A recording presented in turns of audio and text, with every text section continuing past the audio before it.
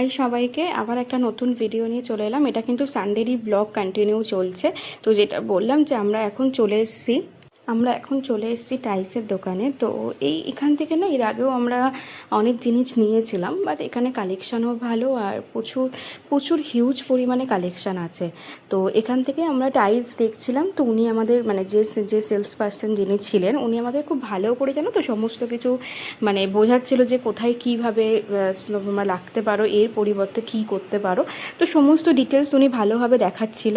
আর ওখানে কালেকশানও এতটাই হিউজ ছিল, মানে আমরাই কনফিউশন হয়ে যাচ্ছিলাম যে আমরা কোনটা নেবো, কোনটা চুজ করব। মানে এত পরিমাণের ওখানে টাইলসের কালেকশান ছিল। টাইলস বলো, মার্বেল বলো, সমস্ত কিছুরই কালেকশান কিন্তু ওখানে ছিল, তাই তো? হ্যাঁ, এইটাতেই চোখ লেগে গেছে, আর কিছু দেখবে না। আর দেখো এদিকে ভিডিও করতে থাকে, একটা দেখে ব্যাস মাথা খারাপ হয়ে গেছে।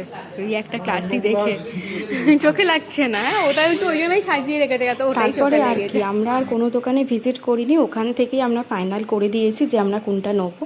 কেন আর ভিজিট করার কোনো প্রয়োজনই হয় না, যেটা চোখে লেগে গেছে সেটাই লেগে গেছে। তারপর বাড়ি এসে আমি স্নান টান করে রান্নাবান্না করে এখন পুজো দিচ্ছিলাম, কেন ঠাকুরকে আগে স্নান করে আমার পুজো দিতে হয়। তো পুজো টুজো সমস্ত কিছু করে নিচ্ছিলাম। আর এখানে দেখতে পাচ্ছ আমার মন্দিরে তোমার লক্ষ্মী, গণেশ আর লোকনাথ বাবা রয়েছে।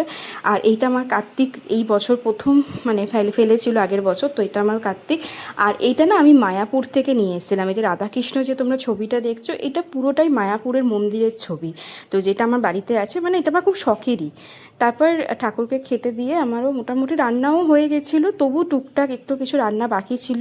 তো এদিকে আমি তেল বসিয়ে দিয়েছি, আর এখানে অলরেডি মাছের ডিমের বড়া করব। আর এদিকে মাছের ঝোলও করেছি, আমের চাটনি করেছি। আর দেখো মাছের ডিমের বড়াগুলো কতটা সুন্দর হয়েছে, যেমন সুন্দর হয়েছে তেমন খেতেও ভালো। চলো আজকের মতো টাটা।